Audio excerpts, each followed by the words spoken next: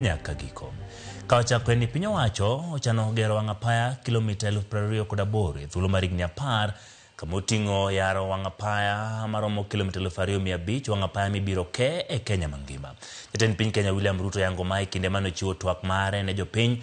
Twak mane ochiwo od bura mamalo chino ma jatend piny oyango ibiro yawo piny Kenya na weche mag dongruok kaachiel kotieko dhungruok mag njamburko maneno ahinya tegeche mochomo imbo mar Kenya. Piny Kenya biro bedo gi kilomita 28 manyien mag wang' apaya thuolo mar higni 10 mabiro. Ma onywando wang' apaya 2,500 mibiro yar mondo ket yot e wuodhe ma pacho ka. To scale up, ladies and gentlemen, honorable members, our transport and logistics program, the Ministry of Roads and Transport have already mapped out a comprehensive network of 2,500 kilometers of highway for dualling and 28,000 kilometers of road to be tarmacked over the next 10 years. Jatend piny Kenya yango gedo mar wang' apaya maromo kilomita 170 mowuok Rironi nyaka Mau Summit. Wang' apaya moyango ni biro konye kedo gi dhungruok ma nyamburko mosenyo oganda jo Kenya kuom higni e kinde mag nyasi kod yueyo ka gimole kor gwenge mar imbo mar Kenya. Jatend piny oyango yawo gedo mar wang' apaya no juma manyien ka osingo ni gedo mar wang' apaya no biro kelo fungruok e weche mag wuoth. This work is already in progress. Next week, I will launch the dualling of the 170-kilometer Rironi-Naivasha-Nakuru-Mau Summit road. On the same day, I will break ground on the dualling of the 58-kilometer Rironi-Mai-Mahiu-Naivasha road.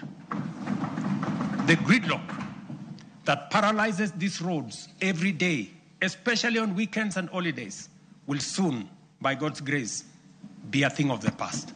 Bende oyango mokumo wang' apaya ma piny owacho geto yaro mondo ket yot e weche mag wuoth wang' apaya duto makoriw to biro chopo 2,500. Additionally, roads earmarked for dualling include Mau Summit Kericho Kisumu, Kisumu Busia, Mau Summit Eldoret Malaba, Kericho Kisii Migori Isabenia, and Nakuru Nyahururu Karatina Kisii Oyugis Ahero. Jatend piny Kenya William Ruto oyango ma kolero ni chenro mar gedo mar apaya go ibiro time winjruok mar piny owacho kod kembe mag ji giwegi kod joket mwandu chenro mabende geto bero yore wuoth mag ndeke kod paw ndeke.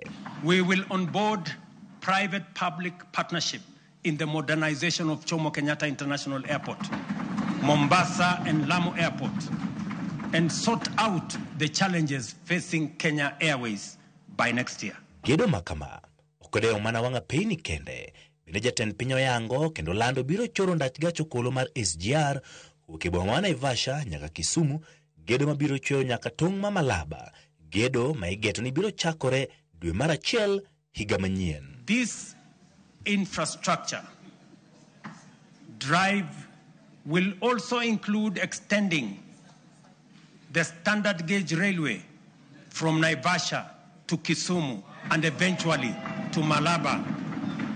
And that exercise, ladies and gentlemen, is beginning in January, in just 2 months.